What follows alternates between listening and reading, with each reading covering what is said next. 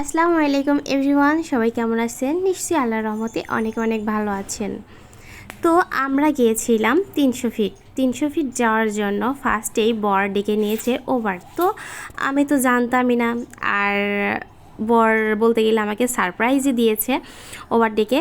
আমি ভাবছি যে হয়তো বা আমরা রিক্সাতে কিংবা বাসে কিংবা যেটাতেই হোক না কেন আমরা যাব, কিন্তু খিলক্ষেত আসার পরে দেখি যে ওভার। তো আমরা তো অবাক হয়ে গেছি, ছেলে মেয়ে বিশেষ করে বেশি। তো তারপরে আমরা গাড়িতে উঠে বসলাম আর যাওয়াও শুরু করলাম। আর ঘুরে বেড়ানোর জন্য কিন্তু মন মানসিকতাটাই বেশি জরুরি, কারণ অনেকেরই আছে টাকা আছে কিন্তু ঘোরার মন মানসিকতা নাই। আবার অনেকের আছে পকেটে টাকা নাই, শূন্য পকেট, হয়তো কিছু টাকা নিয়েই বের হয়ে পড়ে ঘোরার জন্য। তো আমাদের অবস্থাটাও কিন্তু ঠিক তেমন। আমাদের ঘোরার মন মানসিকতাটাই বেশি, কারণ বাচ্চা কাচ্চারা একটু বেশিই জেদ করে যে এই জায়গায় যাব ওই জায়গায় যাব। আমরাও ভাবি যে ঠিক আছে ঘোরায় নিয়ে আসি। আর ঘুরতে বের হলে বাচ্চারা বলেন বা বড়রা যারাই হোক না কেন, সবারই কিন্তু বুদ্ধি বিকাশ ঘটে। আর ঘুরে বেড়ানোটাও স্বাস্থ্যের জন্য উপকার, মন মানসিকতাও ভালো হয়, সব দিক থেকেই ভালো। 300 ফিট। আর এই জায়গা থেকেই একটা মেয়ে নাকি নিচে পড়ে গেছিল টিকটক করতে যায়। তো মেয়েটা বেঁচে আছে কিনা আমার ঠিক জানা নেই। এরা কি প্রেম করতেছে নাকি? বাহ, কত সুন্দর জুটি। তো 300 ফিটের ভাইরাল যে জায়গাটা, আমরা ভাবছিলাম যে এইটাই হয়তো সেই জায়গাটা।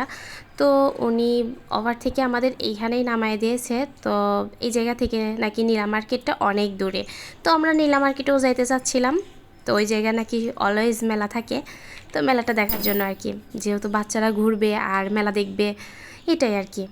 তো আমরা আবার এই জায়গা থেকে রিক্সা নেই, রিক্সাতে করে নীলা মার্কেট যাব। রাস্তাটা কি সুন্দর ছিল, দুই পাশ দিয়ে গাছ ছিল, তারপরে এমনি দেখতে অনেক ভালো লাগতেছিল। কারণ ঢাকা শহরে তো সবসময় যানজট থাকে, সেই তুলনায় এই জায়গাতে কিন্তু একদমই ফাঁকা এই রাস্তাটা। তো আমরা কিন্তু অলমোস্ট নীলা মার্কেটের মধ্যে চলে এসেছি। তো এই জায়গায় কিন্তু নদীও আছে, আর নদীতে এই নৌকাতে করে ঘোরাও যায়। তো ঘন্টায় নাকি 600 করে। এরপরে চিন্তা ভাবনা করেছি এই নৌকাতে করেই ঘুরবো। তো তারপরে এই জায়গায় ফিশ ফ্রাই খাওয়া যায়, তারপরে চিকেন আইটেমও আছে, তারপরে বিশেষ করে সামুদ্রিক মাছগুলাই এই জায়গাতে বেশি।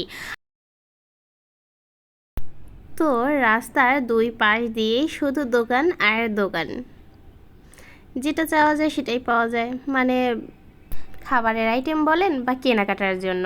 তো খাবারের আইটেমের মধ্যেও কিন্তু এইখানে হাঁসের গোশত আছে, তারপরে রুটি পিঠা, তারপরে চাপড়ি, আরও অনেক কিছুই আছে। আর বিশেষ করে ওই জায়গার চাটাও কিন্তু খুব মজার। আমরা শুধু এপাশ ওপাশ ঘুরে ঘুরে দেখতেছিলাম আর মেলা দেখার চেষ্টা করতেছিলাম মেলায় যাওয়ার জন্য, কারণ বাচ্চারা বেশি আগ্রহ ছিল মেলা দেখবে। তো আমার ছেলে যাওয়ার পরেই তো গাড়ি গাড়ি করে কান্না করা, আর আমি তো শুধু চুড়িতেই আটকায় যাই। আমার তো চুড়ি এত এত ভালো লাগে, কি বলবো, বিশেষ করে কাঁচের চুড়িগুলা। আর মেলার মধ্যে ঢোকার পরে কি কি দেখলাম আর কত করে প্রাইস ছিল, সেটা না হয় অন্য একটা ভিডিওতে দেব। আজকের মতো এ পর্যন্তই, সবাই ভালো থাকবেন, আল্লাহ হাফেজ।